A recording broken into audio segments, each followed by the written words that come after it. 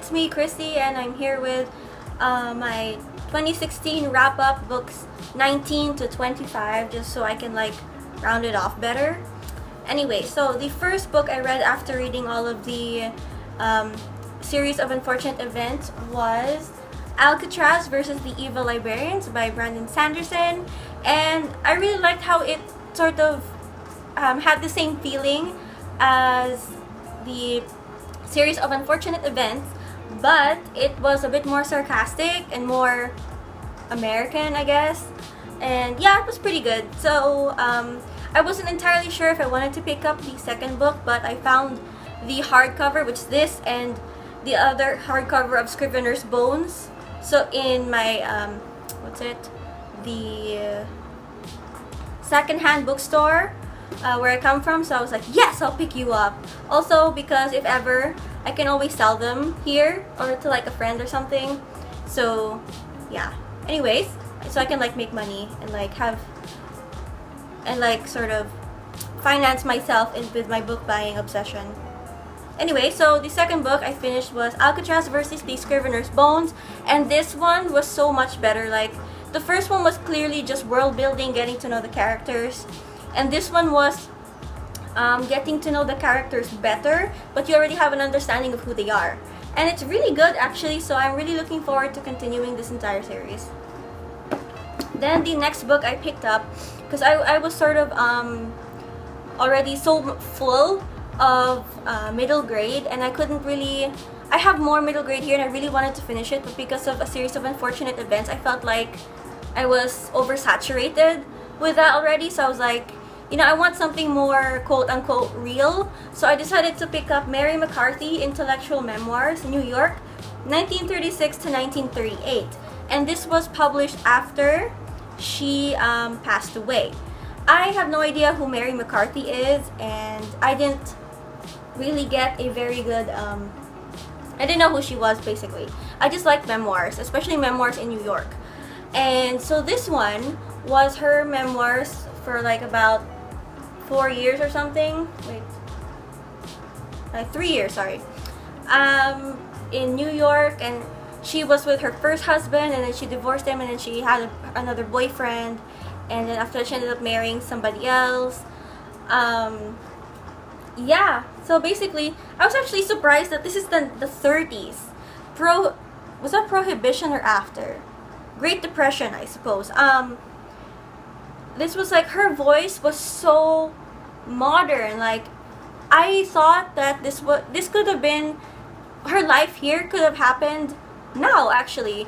To see how independent and smart and just in the kind of circles that she would go around with, like these intellectual people who would always have things to discuss and stuff like that. And the Russian, there was like a Russian trial or something. It was a big thing back then. And yeah, I was just really having a good time reading this. And then the next book that I decided to pick up, because I saw the movie and then I found it was a book, so I was just like, well, I want to read that. And that is Drive by James Sallis. So this was actually really, really good. I was surprised at how quickly it hooked me and how easy this was to read.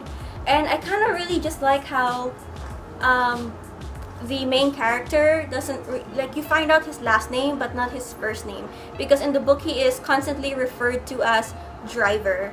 And in a way, this was better than the movie because I got a deeper sense of the man.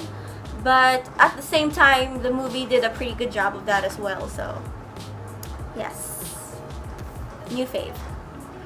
And then after that, I was just like, you know, I was sort of floating, not really sure what I wanted to read. I tried picking up a few things and then I put it down because I just couldn't get into it.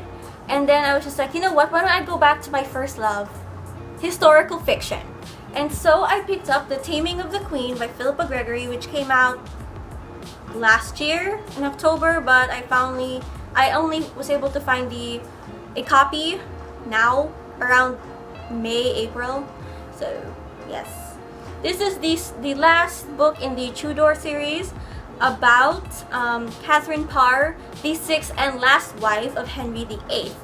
Now, she was a reformer, which means that she wasn't quite believing in Henry's version of what the church should be. They were more like the Lutheran types, where like they believe God, if you pray to God directly, He will talk to you directly as well, because that's where your relationship is, sort of.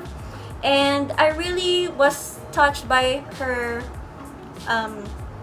how she got through, or rather what Philippa Gregory translated, how she got through those really hard times, because Henry VIII was basically a tyrant who couldn't understand the word no, and who was basically, I dislike Henry VIII so freaking badly, and it just,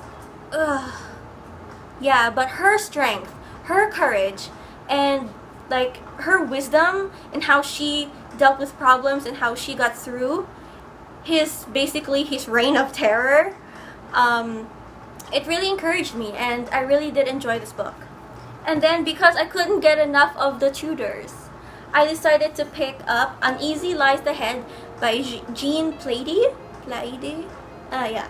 Anyway, this is about Henry VIII's father, Henry VII, but actually what surprised me about this was the main character was Henry VII, but it also took up the point of views of his mother-in-law, his wife's sister, his mother,